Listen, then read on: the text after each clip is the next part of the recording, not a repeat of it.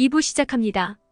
다정한 전사가 되어 공감이 필요한 순간에는 온 체중을 싣는 다정한 공감자여야 하지만 공감을 방해하는 사람이나 상황을 마주했을 때는 전사처럼 싸워야 한다.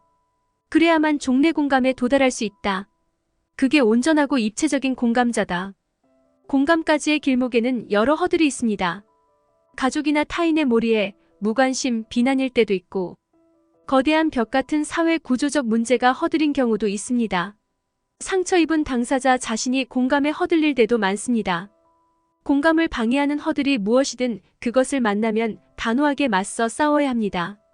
그렇게 허들을 넘어설 수 있어야 홀가분하게 공감을 경험하고 자유를 얻는다. 그래서 공감자는 다정한 전사라야 한다고 합니다. 타인을 공감하기보다 어려운 것. 타인을 공감하는 일보다 더 어려운 것은 자신을 공감하는 일이다. 자신이 공감받아야 한다는 사실을 인정하는 것이다. 타인에게 공감하는 일은 감정 노동이든 아니든 공감하는 신용이라도 할 수 있다. 하지만 자기를 공감하는 일은 신용할 수 없다. 남들은 몰라도 자기를 속일 방법은 없다. 누구든 타인을 공감하는 과정에서 자신의 문제가 자극돼 떠오르고 뒤섞이면 혼란에 빠집니다.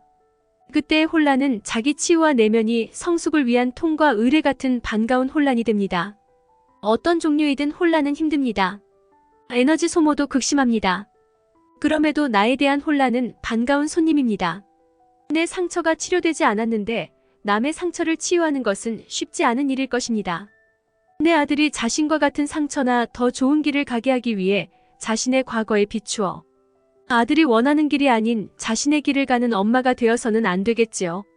과거의 자신의 상처를 정확히 판단하고 현실에 맞게 아들과 공감을 하는 것이 원만한 관계를 유지하고 더 나은 미래를 향하는 길이 될 것입니다.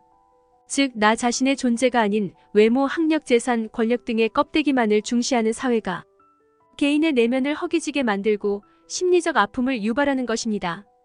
그렇다면 이러한 사회에서 근원적인 외로움에서 벗어나려면 어떻게 해야 할까요? 그건 간단하지만 매우 어렵다고 합니다. 바로 내 존재 자체를 있는 그대로 반응해주는 사람이 있어야 합니다.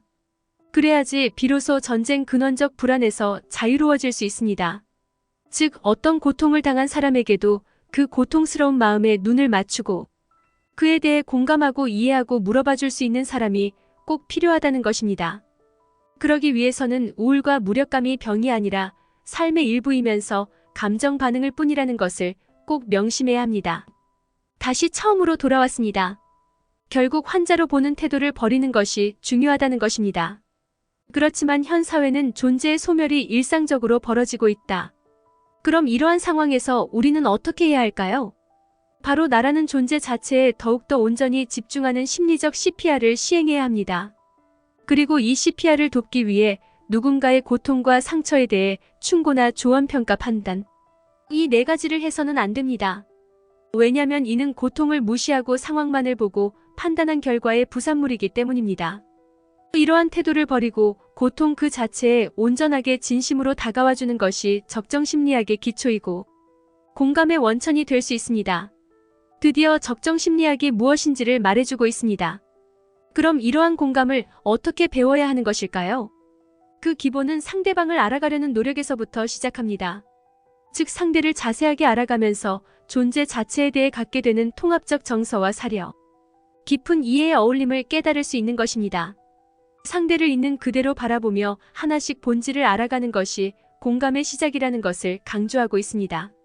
상대에게 씌우고 있는 색안경을 버리고 있는 그대로 바라봐야 합니다. 그러기 위해서는 끊임없이 경청하고 질문하는 기본적인 태도를 배우는 것이 필수적입니다. 그럼 누군가가 잘못된 생각이나 행동을 하고 있을 때는 어떻게 해야 할까요? 이럴 때는 그 생각 또는 행동에 포커스를 두지 말고 그 뒤에 숨겨진 마음을 물어보고 어루만져 주어야 합니다. 이때 행동과 생각은 틀렸더라도 마음은 항상 옳다라는 대전제를 잊어서는 안 됩니다. 즉, 행동과 감정이 다르다는 것을 인지해야 합니다. 그렇지만 모든 사람들은 개별적인 존재와 경계를 가지고 있습니다. 그 경계를 침범하는 것은 공감이 아닌 권리 침해에 해당합니다.